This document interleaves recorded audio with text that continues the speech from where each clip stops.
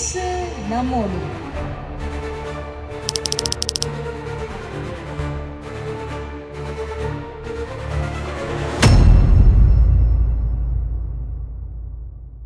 ஹல்லேலூயா. அருமையான தேவ பிள்ளைகளே, இந்த இயேசு நம்மோடு நிகழ்ச்சியினூடாக உங்களை சந்திப்பதில் மிக்க மகிழ்ச்சி அடைகிறேன். ஒரு புதிய மாதத்தில் முதல் வாரத்தில் உங்கள் மத்தியில் தேவனுடைய வார்த்தையை கொண்டு வருவதில் கர்த்தருக்குள்ளே மிகவும் சந்தோஷப்படுகிறேன். இந்த நாளிலுமாய் தேவனுடைய வார்த்தையை சொல்லி இந்த மாதத்தின் ஆசீர்வாதத்துக்காக உங்களுக்காக ஜெபிக்க போகிறேன். தேவ செய்தியோடு இணைந்திருங்கள், ஜெபத்தில் இணைந்திருங்கள். ஆண்டவர் மகிமையானதை மேன்மையானதை உங்கள் வாழ்க்கையில் செய்வார். இந்த நாளிலுமாய் வேதத்தில் ஒரு வசனத்தை எடுத்து வாசிக்கிறேன்.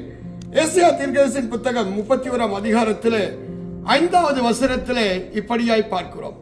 பறந்து காக்கிற பட்சியை போல சேனைகளின் கர்த்தர் எருசலேமின் மேல் ஆதரவாய் இருப்பார்.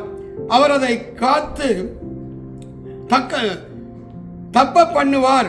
அவர் கடந்து வந்து அதை விடுவிப்பார். அருமையான தேவபிள்ளையே, இந்த வார்த்தையே இந்த மாதத்தினுடைய வாக்கு தத்தமாய் இருக்கிறது.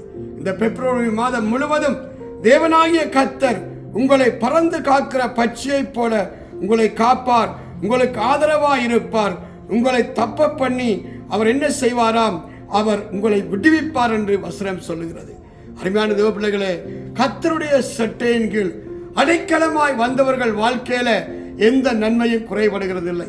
அதனாலதான் தேவ பிள்ளைகள் தேவ சமூகத்தில் வருகிற போதெல்லாம் தேவனிடத்திலே ஒரு நன்மையை பெறும்படியாக, ஒரு ஆசீர்வாதத்தை மேன்மையை பெறும்படியாக தேவ சமூகத்திலே நம்முடைய பாரங்கள் ஏக்கங்களை எல்லாம் வந்து இறக்கி வைக்கிற போது கர்த்தர் மகிமையான காரியங்களை செய்கிறார். அருமையான தேவபிள்ளையே, உலகத்தில் உபத்திரவம் உண்டு, ஆனாலும் திடன் கொள்ளுங்கள், நான் உலகத்தை ஜெயித்தேன் என்று ஆண்டவராகிய இயேசு கிறிஸ்து சொன்னார்.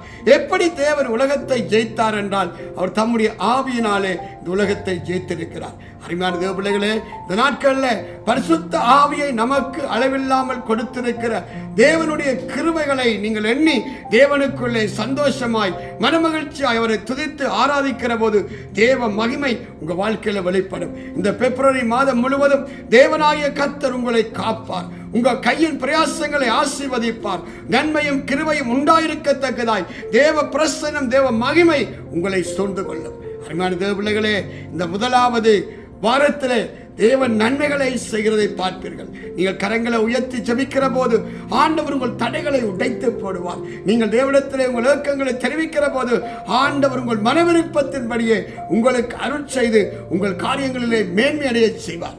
அருமையான தேவபிள்ளையே, நாம் மனம் திரும்பி அமர்ந்திருந்தால் ரட்சிக்கப்படுவோம். இந்த வருஷத்தின் வாக்கு தத்தத்தை மறக்கக்கூடாது. பாவங்களை விட்டு தேவனுக்கு பிரியமில்லாத காரியங்களை விட்டு வருகிற போது நிச்சயமாகவே இந்த பிப்ரவரி மாதத்துடைய வாக்கு தத்தம் உங்களுடையதாகும். வேதம் சொல்லுகிறது, பறந்து காக்கிற பட்சியை போல சேனைகளின் கர்த்தர் எருசலேமின் மேல் ஆதரவாய் இருப்பார். அவர் அதை காத்து தப்ப பண்ணுவார். அவர் கடந்து வந்து அதை விடுவிப்பார். நான் உங்களுக்காக ஜெபம் பண்ணட்டுமா?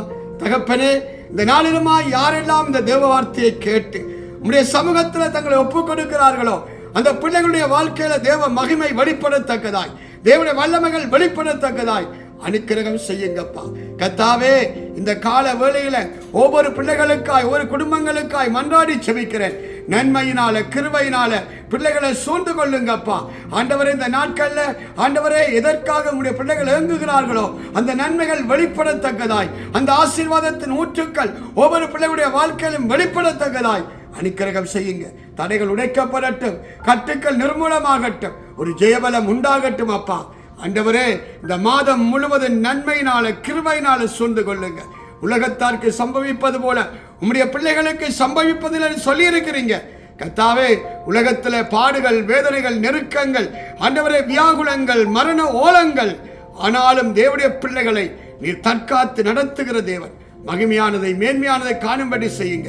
இப்போது எங்கெல்லாம் இந்த இயேசு நம்மோடு தேவ செய்தியை கேட்கிறார்களோ, இந்த ஜெபத்தில் இணைந்து கொள்ளுகிறார்களோ அந்த பிள்ளைகளுடைய வீடுகளிலே சமாதானம் உண்டாவதாக, ஆசீர்வாதத்தின் ஊற்றுக்கள் திறக்கப்படுவதாக, அந்த பிள்ளைகளுடைய வாழ்வு ஆசீர்வாதமாய் மேன்மையாய் மாறுவதாக தேவ கரத்தில் ஒப்புக் கொடுக்கிறேன். இந்த மாதம் முழுவதும் நன்மையினால கிருபையினால சூழ்ந்து கொள்ளுங்க.